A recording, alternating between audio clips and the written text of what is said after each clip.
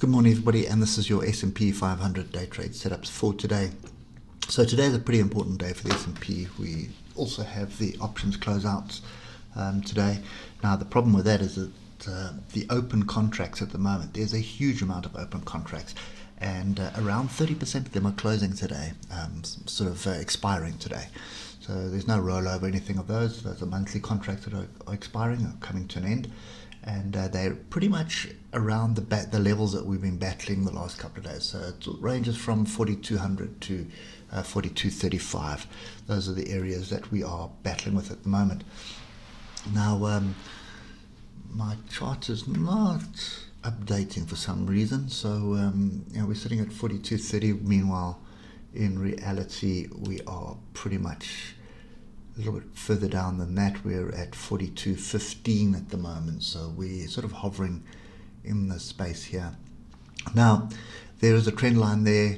There's a long-term trend line. I showed that to you yesterday. If you extend this trend line through here, it touches back here, it touches all the way down into January. So it's going to be, pretty well defended at the moment. And I think what you're going to find today is you're going to have a lot of backwards and forth. So pretty much, you might as well just draw a big block here, sort of from there to there, because that is the range that you're going to be battling until options expiry, which will be later today. So, for me at the moment, I think wise decision would be just to sit and wait. But I am very tempted for a very, very small gamble here of a short. Now, the reason I'm saying that is, we're battling to get these highs going, and with all those contracts expiring, who knows what's going to happen. So there's a lot of talk about the gamma, and basically, you're going to have a big hole of contracts in the market, which were basically contracts to the long side, so they were looking for price to go up. And once those are out, there's no big buffer of contracts higher up, if I can put it that way. There are contracts for lower down prices. So there are quite a few puts that have been put into the market as well for the next month. So it seems, don't take my word for it at the moment, but it does seem like big investors are looking for value lower down at the moment. So finding it too expensive at the levels we are now. So they're waiting for a bit of a pullback. So for me, it's a little gamble, like a very small contract jumping in up here with a stop above the previous highs. And the problem that you've got at the moment is it's a 700-point risk, but it may be worthwhile. It may very well be worthwhile.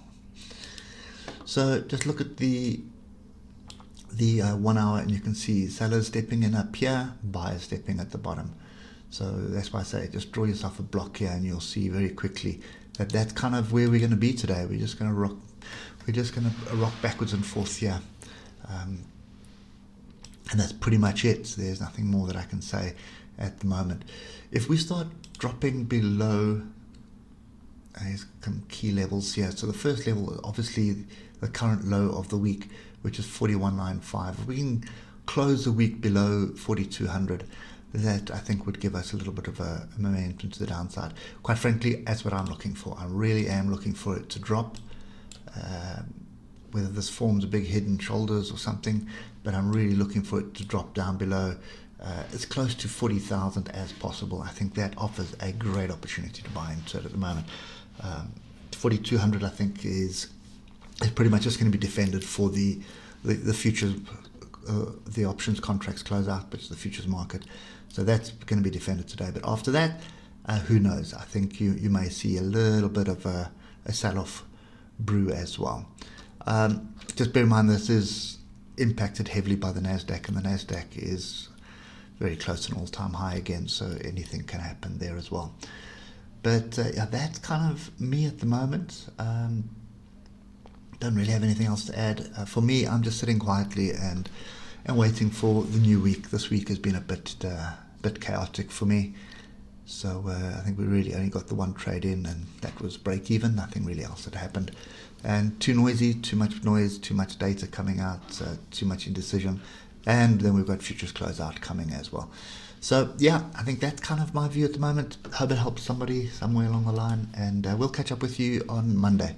Hope it helps. Cheers for now.